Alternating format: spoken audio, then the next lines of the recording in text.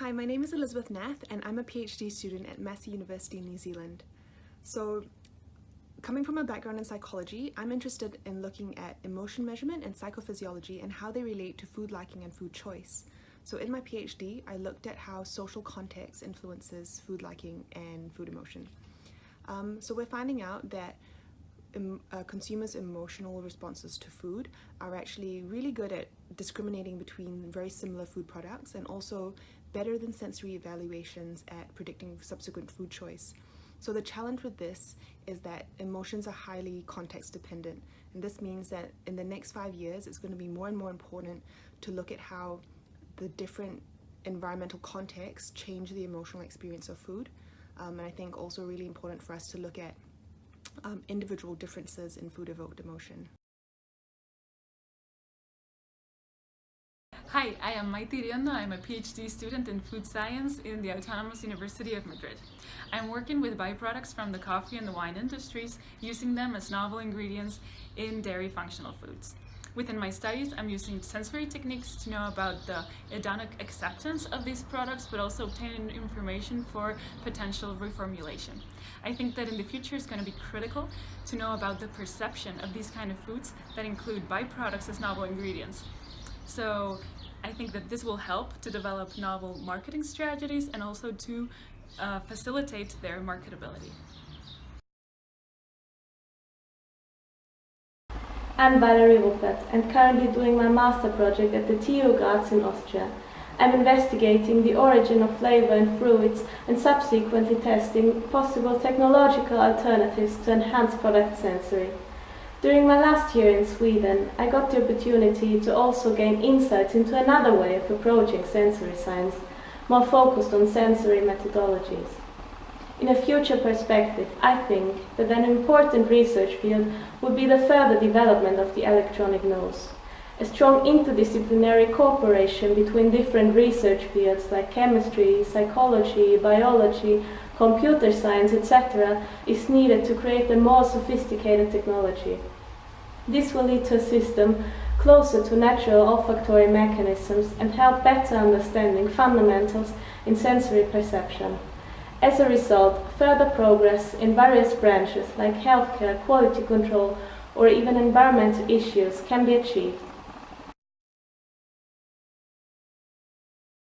Hi, I'm Danny Peng Lee. I'm from Denmark and I'm a new PhD student at Aarhus University. So I believe in a more interdisciplinary approach to study sensory and consumer science. And in particular, I'm very fascinated about how sensory nudges such as auditory stimuli can affect consumers' food purchasing behavior. And that is for both more subconscious bottom-up processes as visual attention, but also more conscious and top-down decision-making processes. And all this in cross-cultural contexts. So in 5 years from now, I believe that my research is going to be even more interdisciplinary with a higher degree of integration of cognitive psychology, and hopefully with more accessible biometric measurements as eye tracking, but also neuroimaging as fMRI. And since China is and gonna be a dominant player on the global food market, I believe that my studies is gonna have a greater focus on Chinese consumers. Thank you.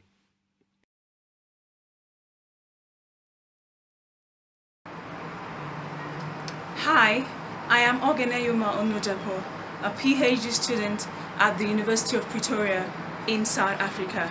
My main research interest is in sensory quality control for small and medium food enterprises in Africa.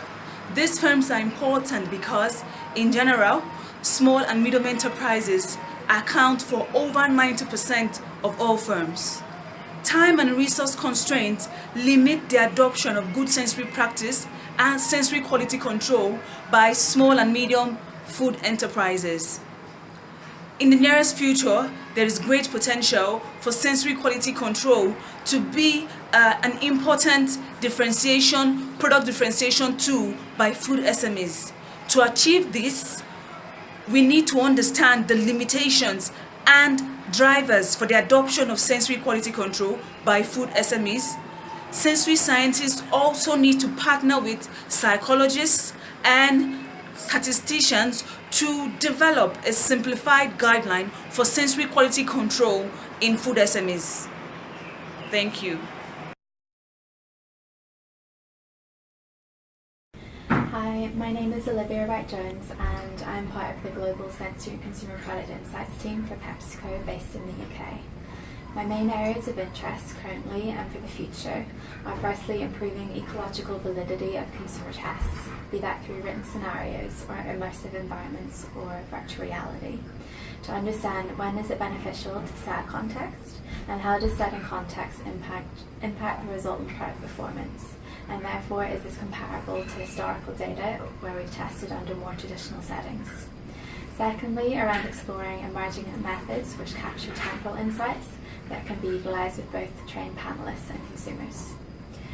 Thirdly, looking outside of our field at the indirect influences, so e-commerce and commerce, delivery bots and self-driving stores. These are all changing the ways that consumers shop, so how do we adapt to this in our testing? And finally, gaining an understanding of artificial intelligence. So how beneficial and impactful will this be in delivering insights through data analysis, and how will this shape our research moving forwards?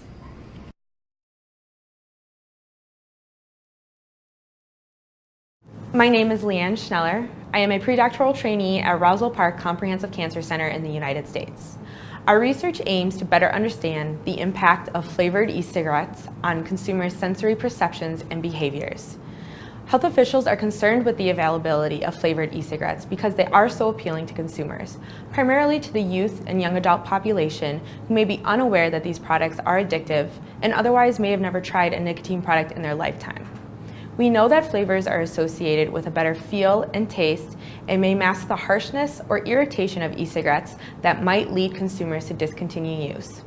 Therefore, over the next 5 years, we plan to conduct studies to determine threshold levels of individual and mixed flavors in electronic cigarettes and examine how flavors in electronic cigarettes affects consumers' vaping behavior, subjective effects of vaping, and sensory experiences among current e-cigarette users. And this work will help inform future regulatory activities around flavors in nicotine products.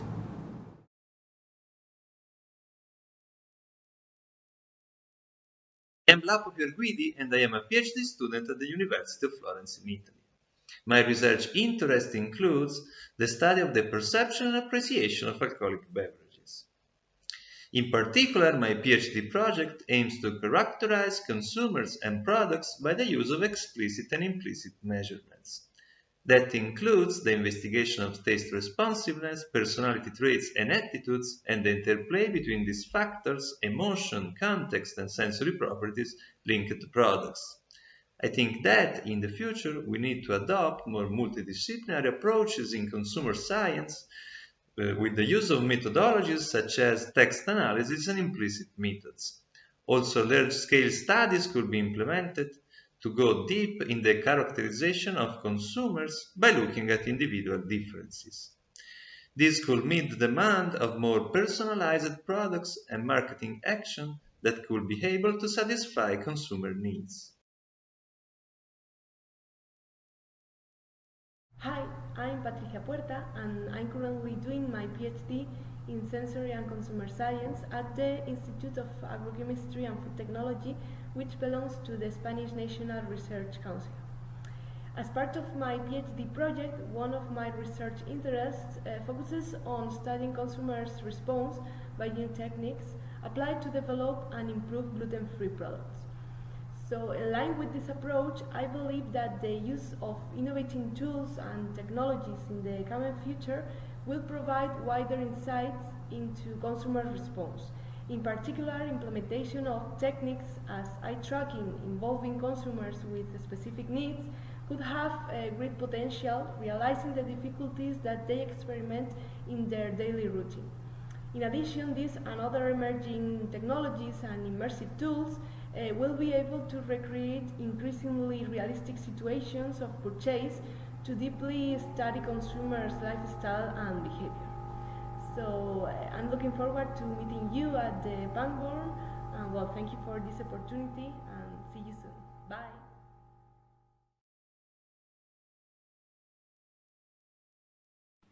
Hi, I'm Julia.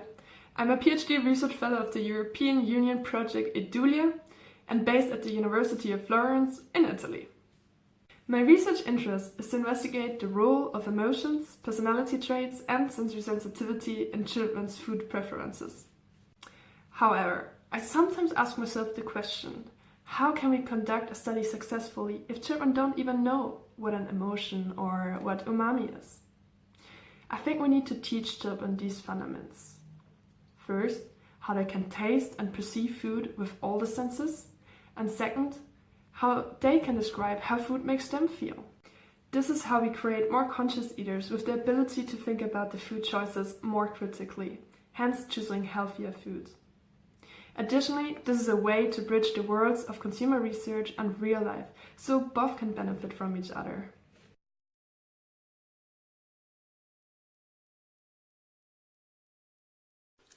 Hi, I'm Ting Lu, a PhD fellow from University College Dublin in the Republic of Ireland. My research interest is exploring factors which influence consumers' attitudes and behaviors in food safety and engaging with consumers to increase their confidence and trust in food safety. With the development of social media, now we have multiple choices to reach consumers. Based on big data, the digital media affords us the opportunity to gain insights into consumers' needs and tailor our messages to address their needs. We could use the digital media to engage with consumers to monitor their views, which will be faster than face-to-face or poster questionnaires.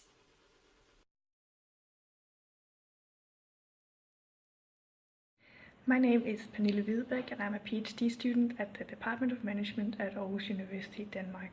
My main research interest is consumer adoption of novel food products. Not many food products have been thought of as novel or innovative. Often they are just new variations of already existing products. This is changing now, however, driven by the need to reduce our meat consumption drastically in the Western world. Scientists in particular see insects as a good alternative protein option. They're very sustainable to produce, and in addition, they're very healthy. So scientists are convinced, but the consumers are not. There seems to be a barrier of disgust towards edible insects. I believe that in 5 to 10 years' time, we will have a different menu available. We will find insects on our plate. This means that a change needs to happen now. We as consumers are going to have to be made familiar to new food products, and we have to adopt new food habits. My research is on how to get us there. How to make consumers dish out novel food products, and how to make the disgusting delicious.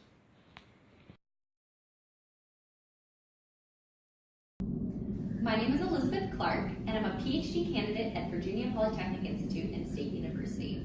My research interest is on the role emotions play in the consumer decision-making process. Specifically, I'm interested in understanding how the mental integration of information, experiences, and emotions impact food selection. Over the next 5 years, I see my research interests becoming increasingly important as companies seek to develop consumer-centric products. The ability to identify and manage emotions, having emotional intelligence, positions companies to better understand their consumers, and by harnessing that understanding, companies can cultivate the relationship between their consumers and their products or brands. Likewise, this emotional intelligence could be employed to develop marketing strategies for improved overall health.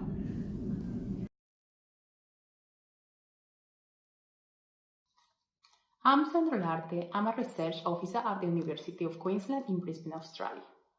My main research interest and the subject that I'm working currently in sensory and consumer science is the understanding of individual differences and its relationship with consumer food preferences.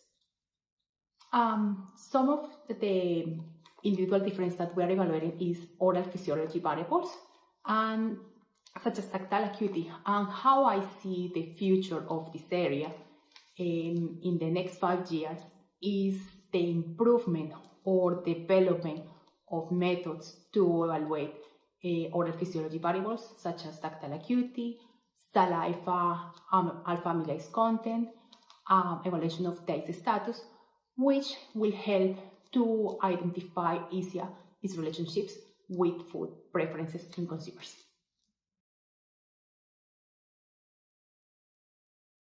Hello, My name is Agnieszka Dąbrowska-Leszczyńska. I have just defended PhD at ECR University of Lausanne in Switzerland, where I created my new marketing concept, Send Message Elaboration, and its measurement tools, MEL 3A scale. My research interests are related to understanding deep consumer insights and also creating tools for managers that they can have creative and efficient marketing campaigns in retailing, for example, or food industry. Since I have also worked in scent marketing industry, I believe that the future of sensory studies is in deep understanding not only consumer insights but also managers' needs in terms of the way that they can design innovative products, innovative marketing campaigns, that they will be also transparent for consumers in terms of the reasons why managers use senses in marketing. I would like to know your opinion about that, so please don't hesitate and contact me. Thank you.